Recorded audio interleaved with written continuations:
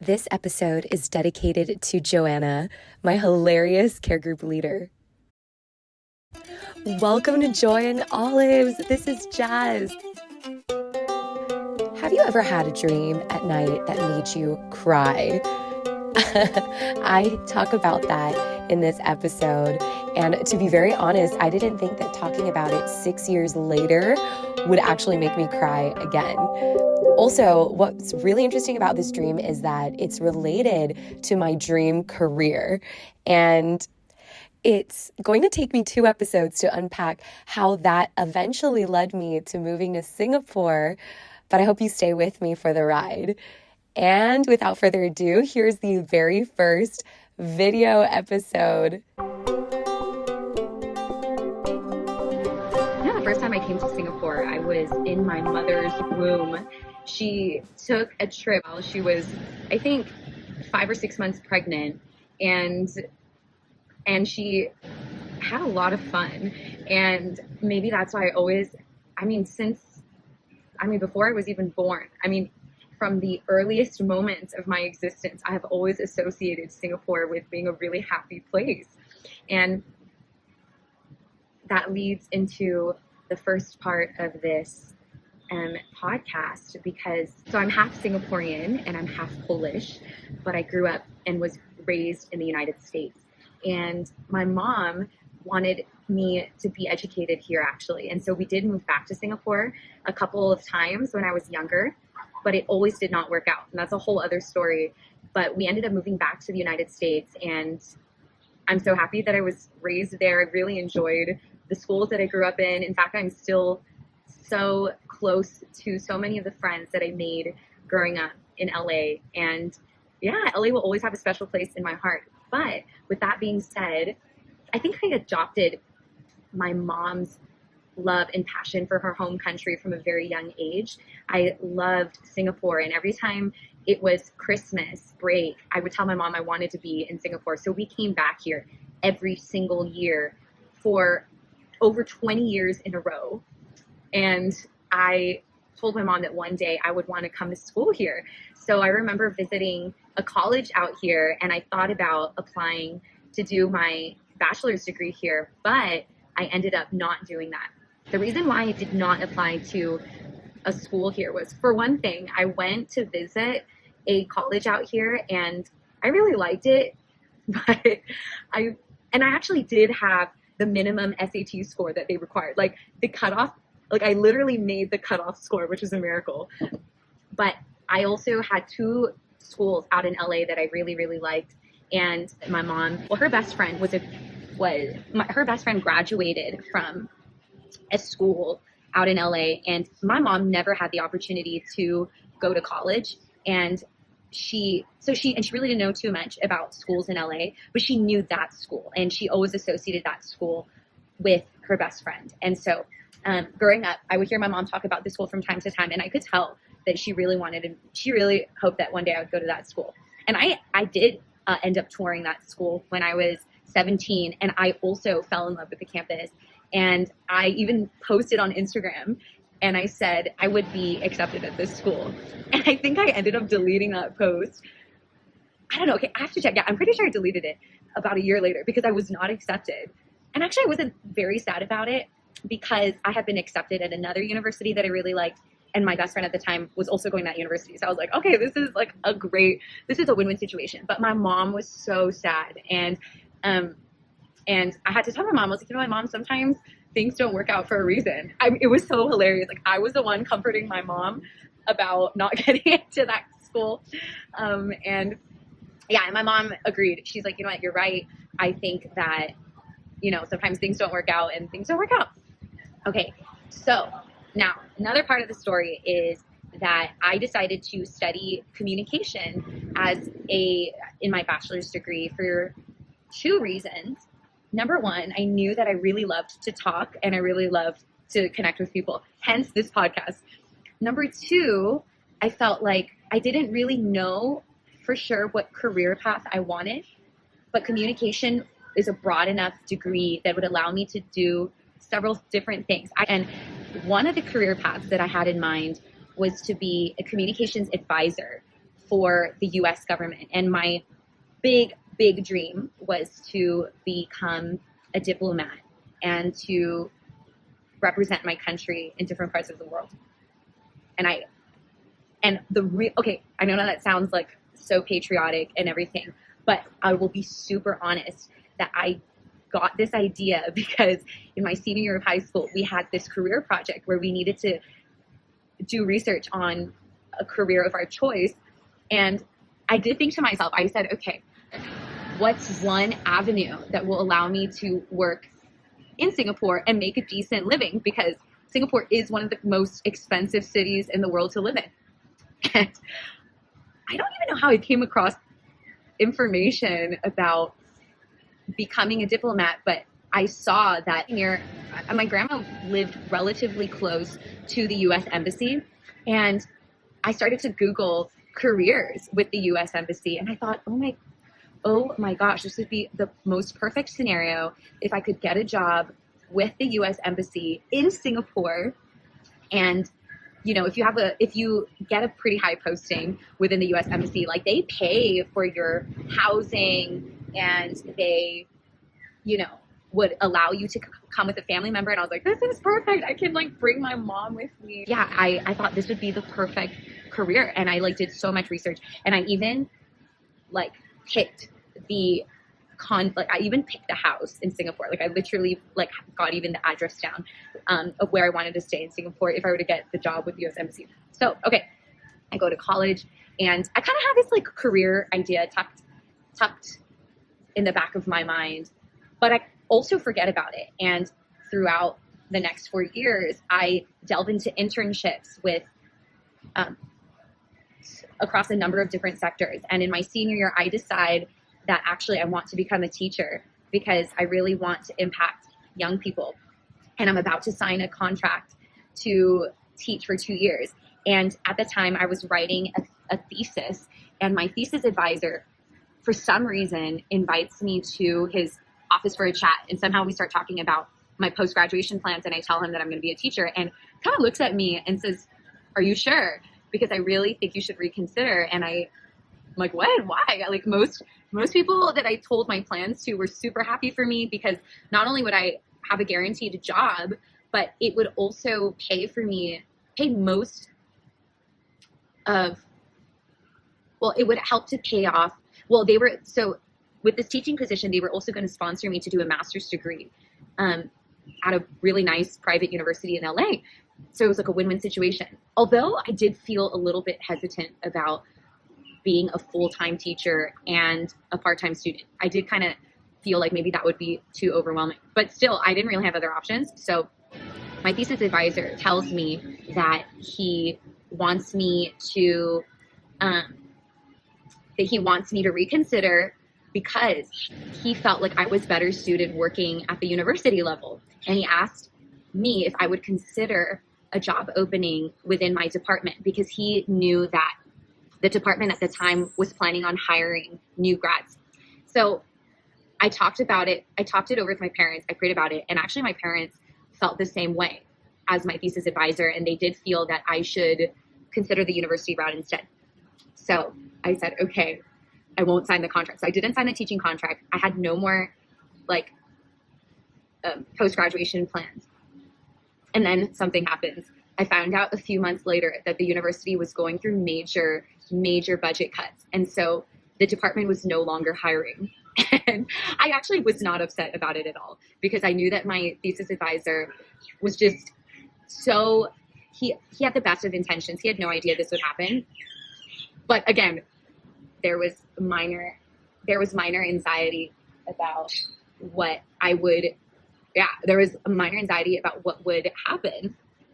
And I eventually, this is so funny.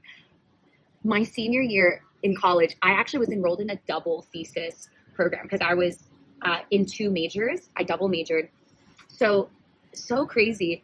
In my other thesis class, we were assigned to actually write our entire thesis about our 5-year plan moving forward. It was really fun. And my thesis advisor in that program asked us to come up with a career plan that we felt would best encompass our dreams, our gifts, and our passions. And I actually was doing this project so last minute because I had another thesis to write. So I thought, what's the easiest thing that I could do?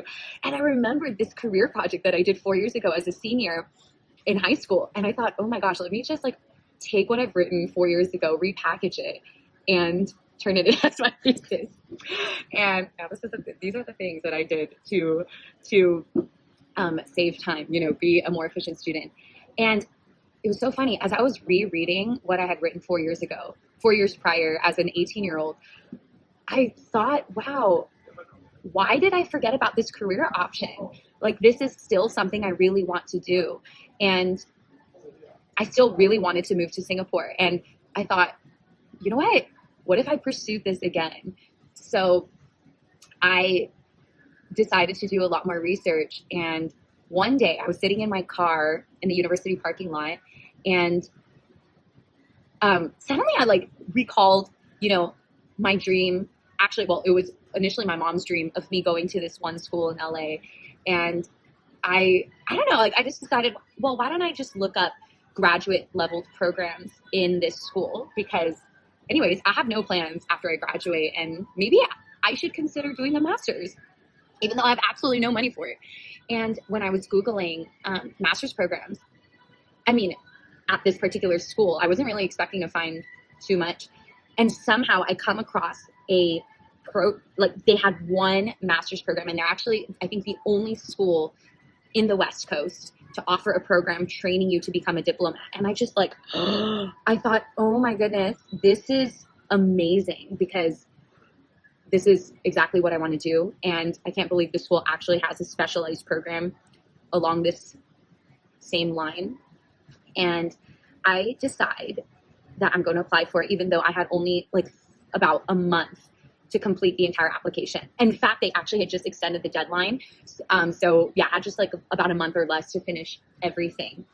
And I did not know if I would be able to get into a top tier master's degree, especially when I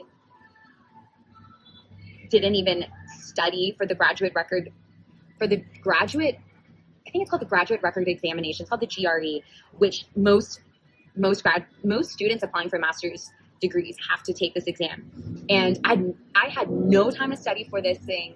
And half of it is math. And I did not take a single math class throughout college because I didn't need to. And I remember I had one day to study for this exam, okay? And on that day, my best friend surprised me by taking me to Disneyland, and I could not say no. And I thought, okay, that's it. I'm pretty sure I'm gonna fail this. And it just so happened that her boyfriend and her brother came with us, and both of them had taken a very similar exam. So they're like, Jasmine, don't worry, we're gonna prep you while we're standing in line for all these rides. And I'm serious, they literally were drilling me on all these math questions in line. And then the very next day I took the exam. I actually passed, and I got a score that was actually slightly higher than the average that the university was requiring. And by the way, my math score was higher than my English score. That was Jesus, my friends. I don't even know how that was possible, because I actually guessed on at least 50% of the questions. Yeah. Ask anyone. Math is not my strongest subject. I majored in communication. English should have been my subject. But here's the thing. I really believe that when you are super weak in something and you cry out to God for help, his supernatural grace is multiplied like crazy in that area. Okay, so I applied for this master's degree and had to wait about 2 months before I heard back from the school. And during that 2 month period, I remember having a dream, a literal dream. I was sleeping at night. I dreamt that I was standing in a very long line, and there were people in front of me. And I instinctively knew that we were going to have a meeting with our big boss. I had no idea who this big boss was, but I knew that we were going to have an evaluative meeting, meaning that our boss is going to sit down with us and talk to us about our performance in the company. So it was my turn to walk into this office, and I walk in and I'm holding in my hands a poster. And when I sit down, I expect this boss to start talking to me about, my work performance. And he doesn't. And I actually remember feeling such a sense of warmth and love from this boss. And I also instinctively knew that this boss was God. Yeah, it was like one of the most profound dreams I've ever had. And I knew that this boss was more interested in me as a person than he was in my performance. Yeah. So I have this poster in my hand. I sit down. And when I looked at this poster, it's actually a vision board of all the dreams that I have. And on the poster board was the emblem of the U.S. Department of State, right? And that was, in real life, like as I mentioned to you guys just now, I really wanted to be a diplomat, get posted to Singapore. And to be a diplomat, I would have to, work in the U.S. Department of State. And my boss, right, aka God, was sitting across from me. And the first thing he asked me was, Jasmine, what is your dream? Wow, I actually feel like crying because it was like,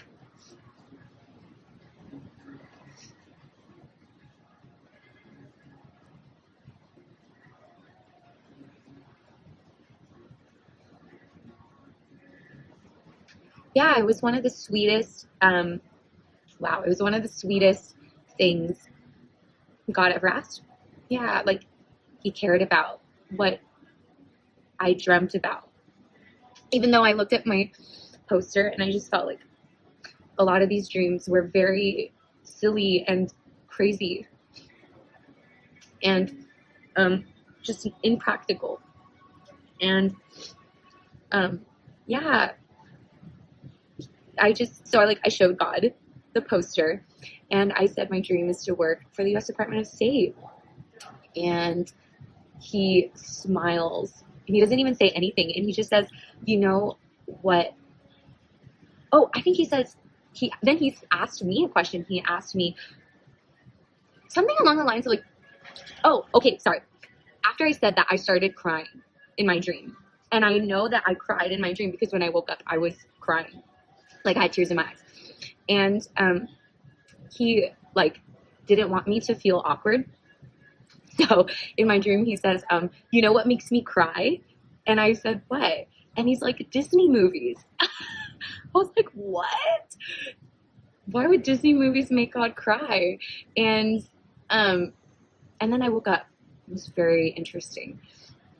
And somehow after I had that dream, all the anxiety that I had about whether or not I would get into this master's program just evaporated. Like I just had this deep sense of peace knowing that God knew what I wanted and he was going to make a way for me. So after I graduated, I went on this amazing trip, hiking trip to the Himalayan foothills with friends from college. And the most memorable thing happened when I was there. One morning we were about to embark on this super long hike and we were going to climb to the highest altitude that most of us had ever climbed. It was going to be we were going to climb to a peak of 13,000 feet above sea level. And in the morning, while we were at this hotel, I got the notification from my email that the university had made a decision regarding my application and they wanted me to log into the student portal to view the decision letter. And I wanted to, but I also didn't want to because I was very scared of what the decision would be. And by the way, I don't know if you guys have experienced this, but most of the time, if you've been accepted into, say a program or say you get a job offer, right? Normally, if you get accepted, if it's good news, they'll send a follow-up email right after that saying congratulations. And I did not get any follow-up emails. So I'm thinking, okay, the odds that I did not get into the program are incredibly high. And that made me very sad.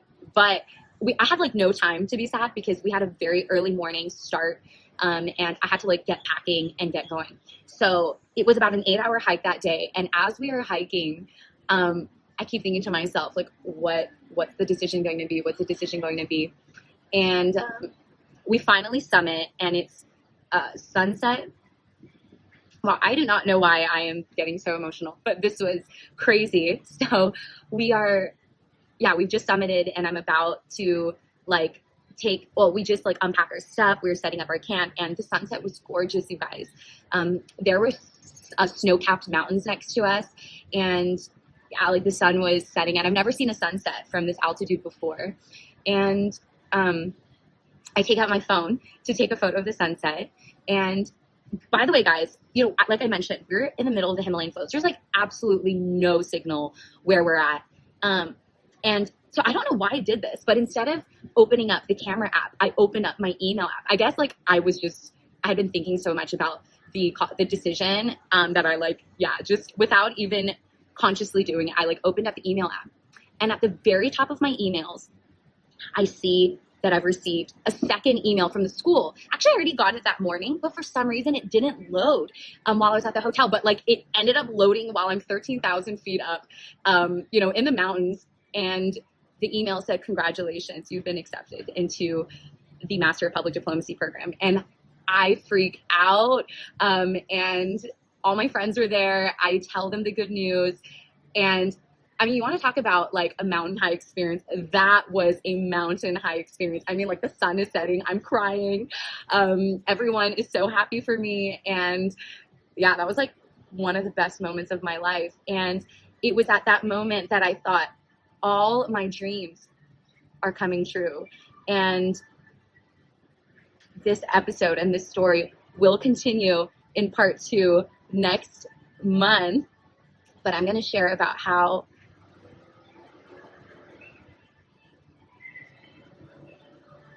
that moment when you feel your daydreams are becoming reality. It's so surreal, and you feel as though God is 100% on your side and nothing wrong, nothing can go wrong. But things do go wrong.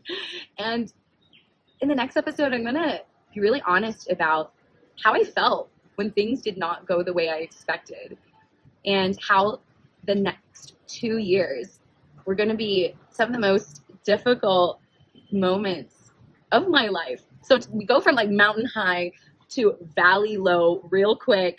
But I'm also here to say that 5 years later, because that was 5 years ago, I'm still here, and the story is still unraveling. But I want to say, never give up on your dreams, and pay attention to the dreams that God gives you, especially while you're sleeping. That dream that I mentioned just now is so real to me, even to this day. I really don't cry. I don't like to cry when I'm telling stories, but the emotion that I felt, even just retelling that dream, I know it had to have been a dream that was from heaven above. And God does use dreams to point you to your ultimate destiny, but sometimes dreams don't play out exactly the way that you think they will. So thanks for joining me at my favorite study spot, and yeah, I'm excited to come back here.